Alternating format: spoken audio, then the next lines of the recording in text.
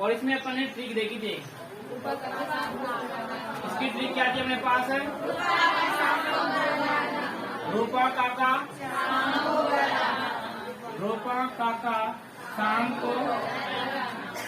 शाम को कहाँ पर आना है? घर आना। क्यों आना है? क्योंकि कौन सी बात करनी है? आंतरिक बात करनी है। तो रूपा काका शाम को घर आना आंतरिक बात करनी है। ये सारी की सारी नदियों की क्या है? ठीक है। कौन सी नदियों की? आंतरिक प्रवाह की नदियाँ वो होती है जिनका उद्गम तो क्या होता है अपने को पता, परंतु समापन कोई फिक्स नहीं होता। वो नदियाँ कौन सी होती है? आंतरिक प्रवाह की नदियाँ। इसके बाद है रूपा से कौन सी नदी आएगी? कौन सी नदी आएगी? रूपा रे नदी। का से कौन सी? का से कौन सी? का से कौन सी आएगी? सा से म से मंथा और गर से गगर। र से कौन सा गढ़ आएगा? रूपन।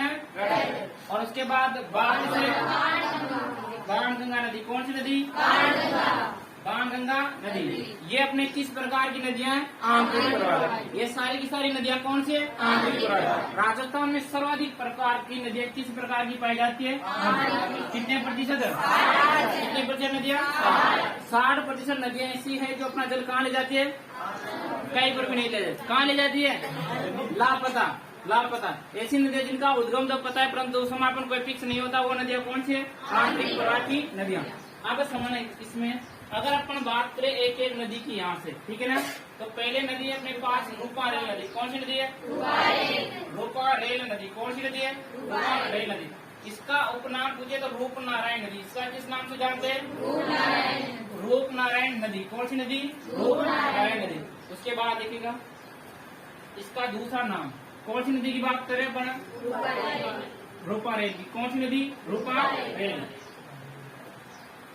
तो समझिएगा इसका नाम क्या मिल गया अपने को? रूप नारायण। एक इसको बोलते हैं लसवारी नदी। कौन सी नदी बोलते हैं? लसवारी नदी। इसका उपनाम क्या है? लसवारी नदी। और व से जब वराह नदी। इसका नाम क्या मिलता है? वराह नदी। ये तीन नाम किसके मिलते अपने पास है? कौन सी नदी का? अब समझना इधर, यह नदी है उदयनाथ की पहाड़ी। कहाँ से निकल रही है? उदयनाथ की पहाड़ी स्थित है अपने अलवर में। कहाँ पे स्थित है? उदयनाथ की पहाड़ी। उदयनाथ की पहाड़ी। और ये उदयनाथ की पहाड़ी कहाँ पे स्थित है अपने? कहाँ पे स्थित है? पुलिस में पूछा गया था, डायरेक्ट क्वेश्चन आया था कि उदयनाथ की पहाड़ी कहाँ पर स्थित है, तो किस जिले में स्थित है? अलवर में। कौन से जिले में? हाँ, मैं बताना चाह रहा हूँ कि उदय से मतलब उदयपुर मत ठोकना। उदय से मतलब क्या नहीं देखना है? जिला कौन सा आएगा? अलवर। कौन सा जिला आएगा? अलवर। आप समझना इधर, अलवर के बाद भरतपुर में चली जाती है। कहाँ पर चली जाती है? भरतपुर।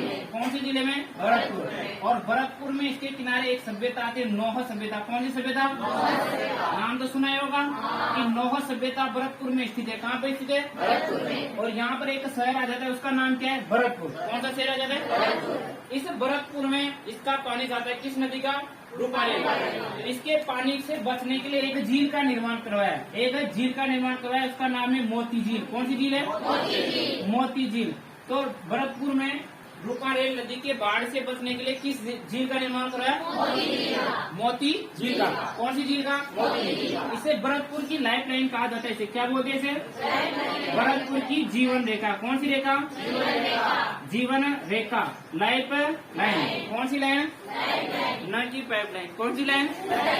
कौन सी लाइन है? भरतपुर की लाइफ लाइन किसे कहा जाता है? तो मोती झील। और मोती झील कहाँ पे स्थित है?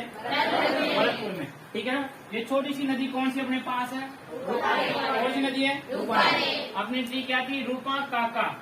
काका शाम को घर आना। क्यों आना है? क्योंकि आंतरिक है। आंतरिक क्या बनी है? भाई साहब काका जी को घर पे बुला रहे हो, कहाँ पर बुला रहे हो?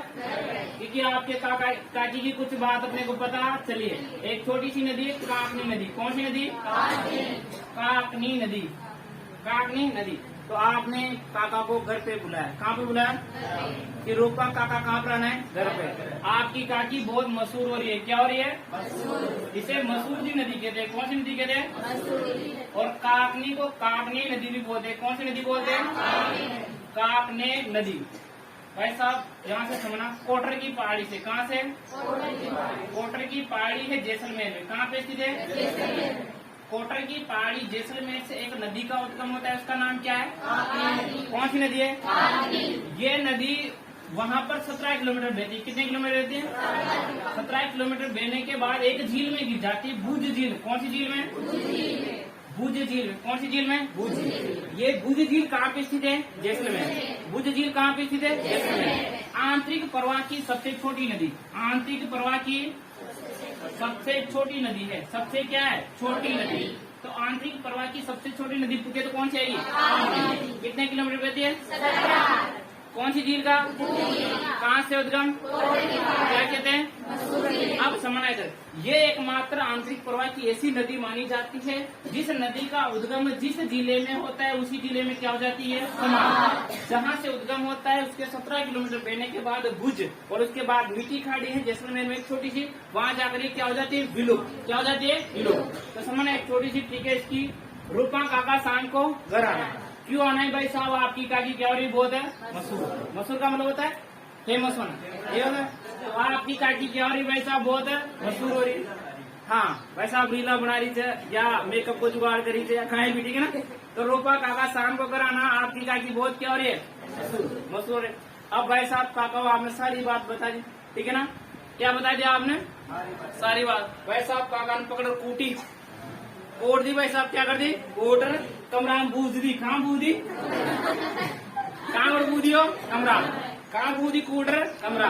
क्योंकि काकी क्या करेगी? 17 नकरा। क्या करेगी? 17 नकरा।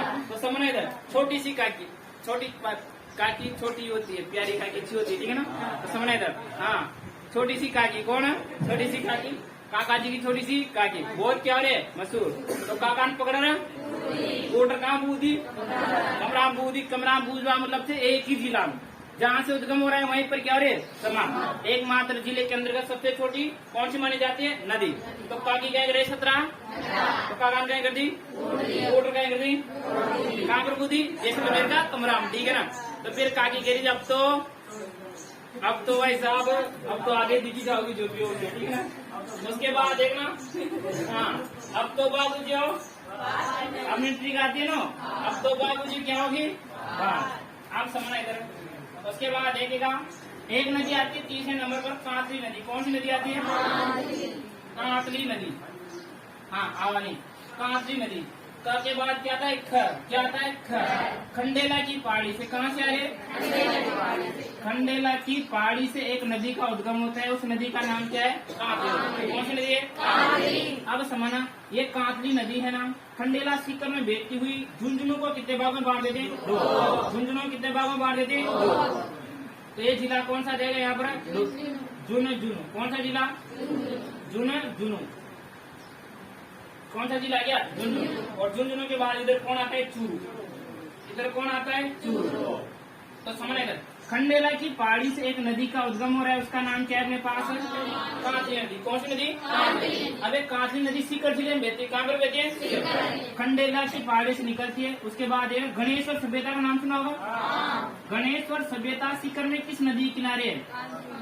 गणेश्वर सभ्यता सीकर में किस नदी किनारे स्थित है? तो कांतली नदी। इसके बाद किस जिले में जा रहे? झुंझुनू। और झुंझुनू कितने भागों में बांटे? 2। कितने भागों में? 2। अब समझना इधर, झुंझुनू में सुनारी सभ्यता। कौन सी सभ्यता?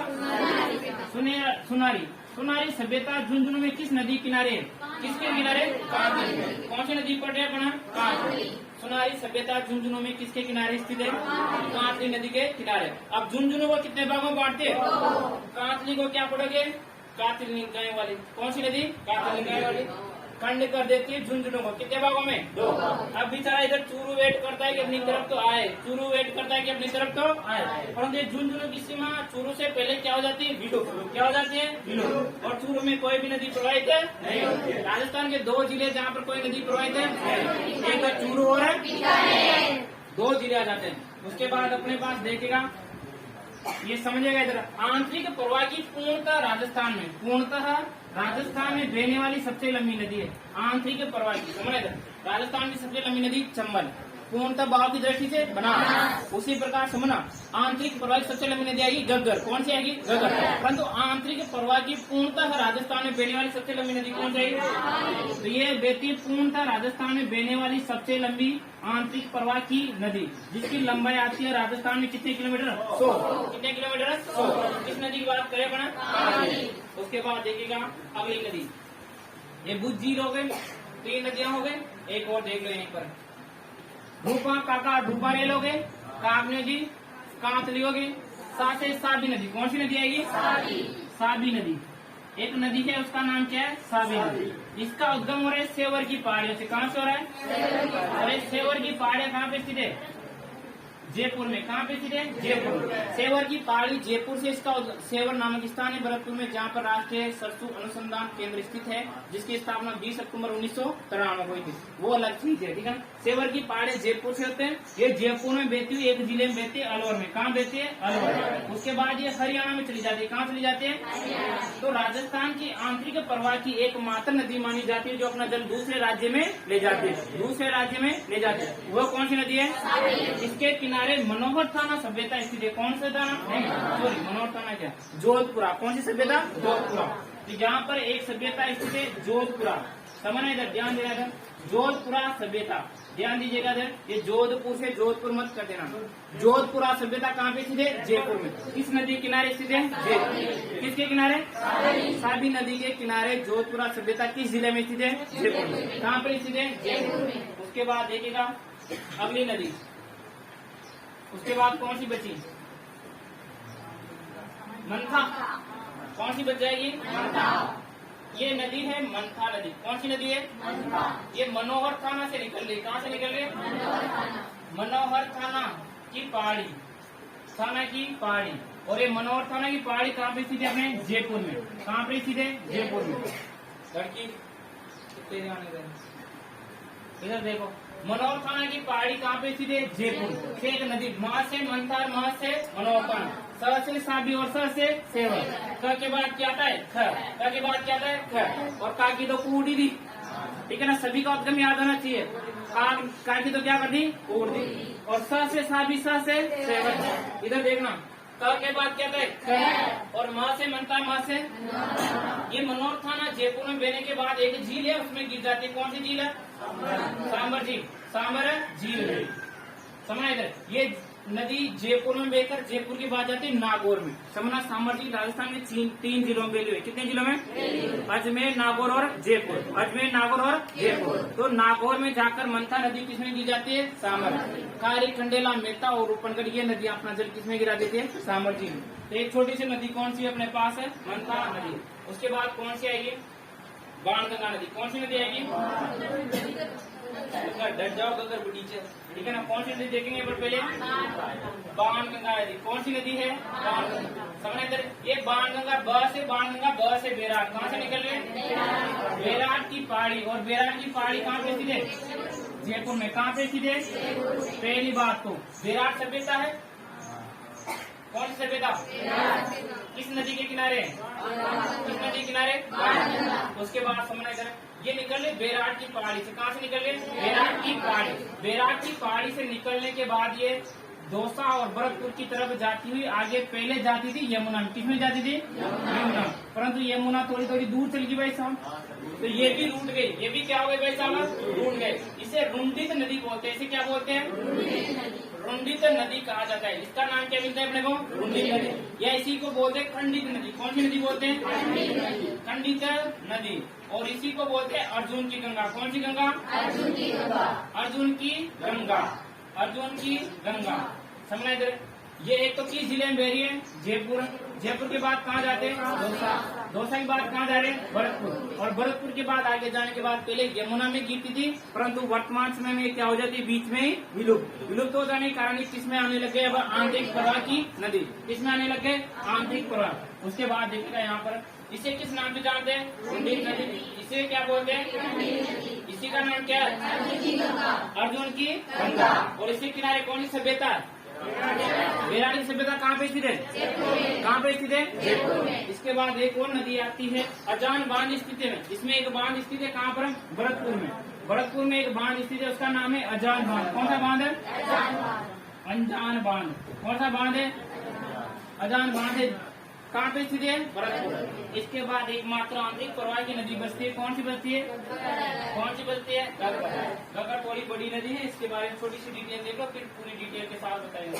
समय इधर। शिवालिका पहाड़ी। कौन सी पहाड़ी? शिवालिका पहाड़ी हिमाचल प्रदेश है। शिवालिका पहाड़ी हिमाचल प्रदेश। हिमाचल प्रदेश एक नदी का उद्गम होता है, इसका नाम क्या है? ये हरियाणा में, हिमाचल प्रदेश, हरियाणा, पंजाब, उसके बाद राजस्थान में, और राजस्थान के बाद रुक कर कहाँ तक जाओ? कोट अब्बास तक। कहाँ तक जाती है? कोट अब्बास। कोट अब्बास कहाँ है? पाकिस्तान में। कोट अब्बास कहाँ तक जाती है? पाकिस्तान। समझना इधर। ऊपर तो किसमें बह रही है? हिमाचल प्रदेश। फिर किसमें बहती है? हरियाणा। किसमें बहती है? हरियाणा। उसके बाद बहती है पंजाब में। कहाँ पर बहती है? पंजाब। और राजस्थान में प्रवेश करती है टिब्बी से। कहाँ से प्रवेश करती है? और टिब्बी कहाँ पे स्थित है? हनुमानगढ़ में। हनुमानगढ़, और उसके बाद कहाँ पर बहती है? गंगानगर में। और जब सुना है एक बार कि शिवालिका पहाड़ियाँ, कौन सी पहाड़ियाँ?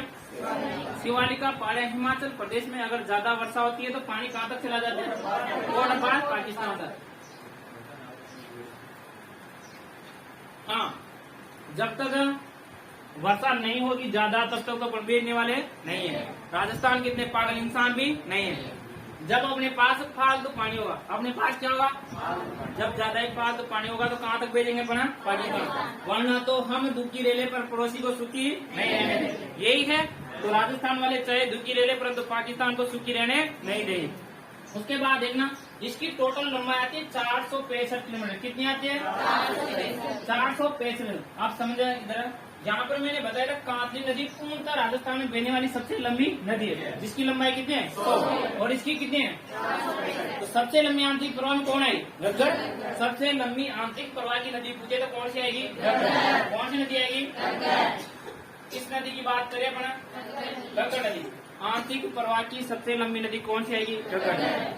अब समझना इधर। आंतरिक प्रवाह सबसे लंबी नदी घग्गर नदी आ गई, जिसकी लंबाई कितनी है? 465। इसकी राजस्थान में लंबाई पूछे तो 100 किलोमीटर। कितनी लंबाई आती है? 100 किलोमीटर। किसकी बात करें अपना? घग्गर। समझना इधर।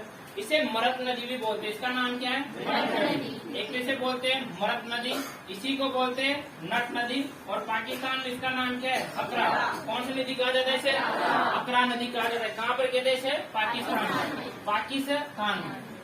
समझना इधर। इसके भाव क्षेत्र को राजस्थान में पाट या नाली कहा जाता है। पाट या नाली। और इसी के किनारे एक तो अपने पास कालीबंगा सभ्यता। कौन सी सभ्यता? कालीबंगा सभ्यता, पीली बंगा सभ्यता। कौन सी सभ्यता? पीली बंगा। और एक रंग महल सभ्यता। कौन सी सभ्यता? रंग महल सभ्यता। और एक दुर्ग स्थित है हनुमानगढ़ में। कौन सा दुर्ग? कौन सा दुर्ग स्थित है? राजस्थान की एकमात्र अंतर्राष्ट्रीय नदी मानी जाती है। राजस्थान की एकमात्र अंतर्राष्ट्रीय मतलब अपने देश से दूसरे देश तक है। तो अपन लिखेंगे आंतरिक प्रवाह की नदियाँ। आंतरिक प्रवाह की नदियाँ ये थी शॉर्ट में डायरेक्ट आपकी आंतरिक प्रवाह की नदियाँ। लिखेगा रूपा काका लिख लिया। रूपा काका शाम को बढ़ाना। पहली नदी लिखेंगे रूपा रेल नदी। रूपा रेल नदी। पहली नदी लिखेंगे रूपा रेल नदी। रूपा रेल नदी। कौन सी नदी पढ़ेंगे पहले? रूपा रेल नदी। इसमें लिखेंगे,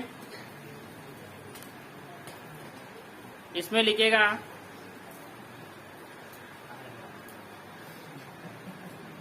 हाँ सब राजी खुशी। बोला राधे राधे। राधे राधे। मास्टर बनोगे? उसके लिए क्या करनी पड़ेगी? क्या करनी पड़ेगी? वो करने के लिए तैयार हो? आपकी शक्लें तो बोलो राधे राधे। राधे राधे। पक्का? हाँ तो लिखो आगे।